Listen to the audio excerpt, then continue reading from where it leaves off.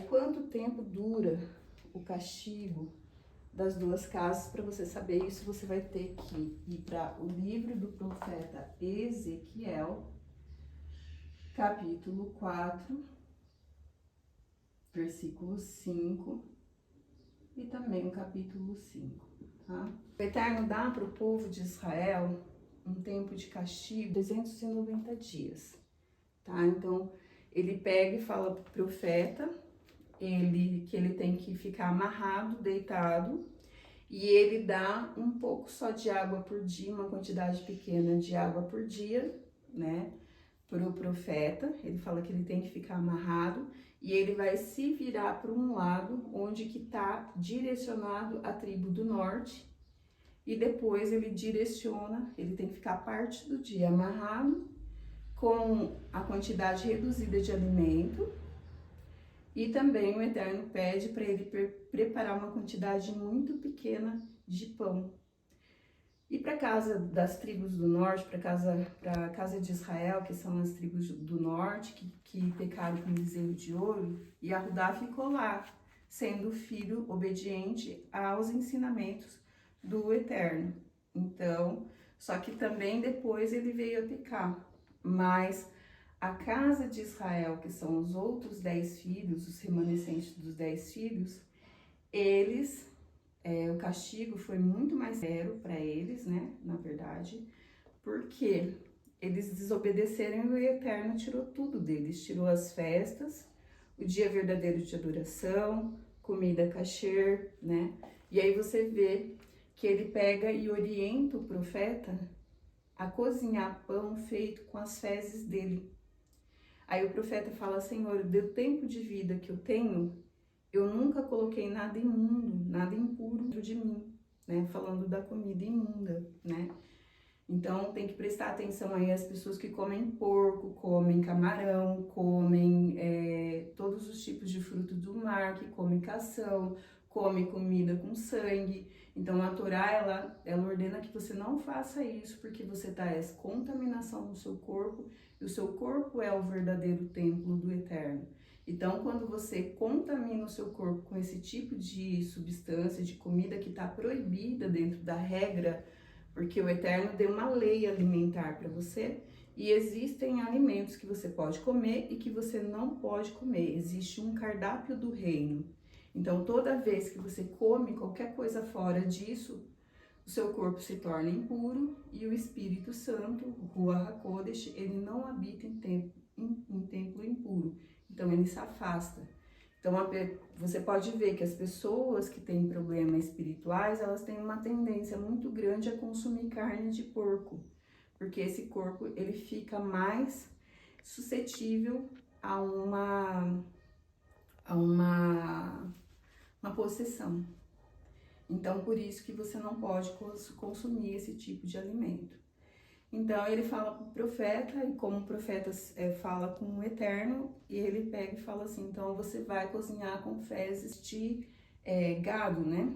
Aí ele prepara esse pão, ele fala assim: esse é o tipo de alimento que a casa de Israel irá comer. Então, que ele tira os alimentos, o cardápio, e as pessoas começam a comer comida contaminada, e entra todo tipo de comida que está proibida na Torá. E isso vinha, né, até 2008, porque agora ocorre, com o tempo de castigo encerrado, está ocorrendo o despertar das tribos que estão nas nações, que não sabia que era povo, mas que é povo, e elas vão guardar novamente os mandamentos, que é a profecia do Eterno, que todos no final dos tempos irão retornar à Torá, às sendas antigas, e obedecer a lei que nunca foi abolida, né? Porque a aliança renovada, ela significa Torá escrita na mente e no coração das pessoas. Essa é a aliança renovada no sangue de Yahshua HaMashiach. E aí depois ele vira para o lado sul, e ele vai dar o tempo de castigo para a casa de Yahudá. Um dos pecados da casa de Yahudá é chamar o Eterno de Hashem. Hashem, Ra no hebraico, é um artigo definido que significa ou. Ra significa o em hebraico, né?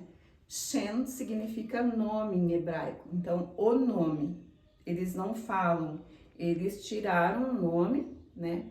Para que as pessoas não soubessem invocar o nome verdadeiro, porque o nome verdadeiro de Yahuwá foi revelado ao povo de Israel. Então, o Eterno tirou Israel do Egito para que o nome dele fosse conhecido pelas nações da terra. E foi dado por Roma um nome de blasfêmia, porque Jesus significa porco no hebraico. Então, e Yahshua fala, e tiraram meus nomes Kadoshos, meu nome santos, dado para Elohim Yahuwah Tsevaot, nomes de blasfêmia, porque porco, ele não é um nome correto para Yahshua, né? Yahshua significa eu sou sua salvação, né? Yah significa eu sou, Yahshua, Shua no hebraico é salvação. Então, foi tirado os nomes verdadeiros, as festas, o cardápio da casa de Israel, que são os outros 10 filhos. Yahudá seguiu obediente aos mandamentos e ele guarda até hoje, porque Yahudá foi levantado para ser o guardião da Torá e é quem vai levar a luz para as nações da terra, a Torá para as nações da terra, a Torá que é a água limpa, não adulterada. E aí você consegue compreender também depois, lá na frente, por que Yahshua HaMashiach disse que existe só uma oliveira verdadeira. Oliveira verdadeira é Israel, porque existem oliveiras falsas. Então, Roma é falso, igreja evangélica é falso, porque todos vão ter que se enxertar em Israel. Todos vão ter que ser errados. Não existe esse negócio de Judá guardar o mandamento e o Shabat e os evangélicos, católicos, que também são povo, ficar guardando o domingo. Judá guarda a festa verdadeira e o restante do povo guarda Natal, Ano Novo Romano, Páscoa que não tem nada a ver com a Páscoa do Eterno e faz esse tipo de prática que é abominação ao Criador. Então, tudo isso daí, até o tempo da graça encerrar, Elohim vai tolerar, a partir daí não mais. Então, o que eu quero dizer para vocês, esse tempo que o profeta ficou ali, o Eterno deu dias em anos para ele e deu o tempo dele fazer esse tipo de coisa durante 390 dias. 390 dias em anos, que é o tempo que dura o castigo. Então, são 390 anos, tá? Dias em anos. Esse é o tempo de castigo. E por conta de Yahudá esconder o nome do Eterno, ele também leva o mesmo tempo de castigo, e por eles fazerem algumas adorações lá, que o profeta Ezequiel, Elohim mesmo leva ele dentro do templo e mostra algumas transgressões que os correntes, né, que os Kohanim estavam fazendo, né, lá dentro do templo, adorando outros deuses, e o Eterno se ira e mostra isso ao profeta e dá o mesmo tempo de castigo que ele deu para a casa de Israel, ele também dá para a casa de Yahudá, tá? Então, o que eu tenho para falar para vocês desse segundo tópico é isso. Então, é importante ver o que está em Ezequiel 4, a partir do versículo 5, e também todo o capítulo 5, para você entender o que eu falei aqui para vocês.